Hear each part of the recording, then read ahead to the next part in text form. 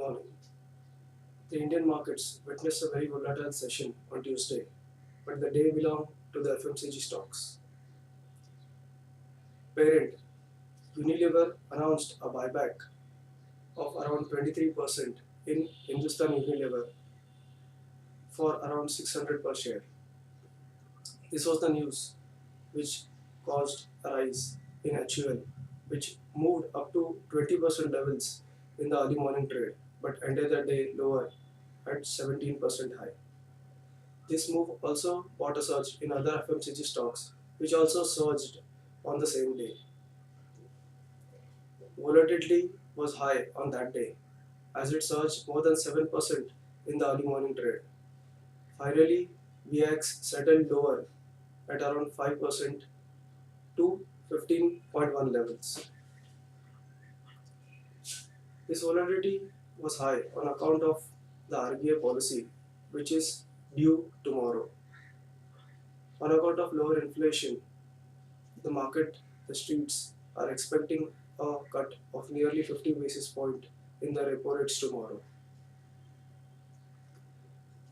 The US markets, on the other hand, ended lower yesterday. This was account of the FOMC meeting, that is the Federal Open Market Committee meeting yesterday.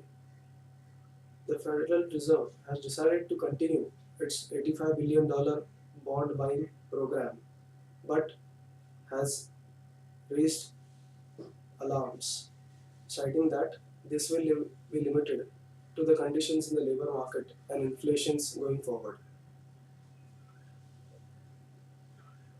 The Asian markets are trading on a slightly lower zone this morning, with the Singapore Nifty being 12 points down in the early morning trade. The markets are expected to be sideways for today's session. Main resistance levels for Sensex could be considered around 1950 levels, with main support coming at 19357 levels. Similarly, major resistance level for Nifty comes around 5938 levels, while the major support level comes at 5885 levels. Crude oil also ended below the $100 mark yesterday on account of the soft economic data released by China and the higher levels of inventory rising in the US. Main important results that are likely to be announced today includes the likes of Bharti Airtel and Kotak Mahindra Bank. The markets are on a very important mode, completely focusing on the policy update tomorrow. The event is likely to decide the status of the market in the coming week.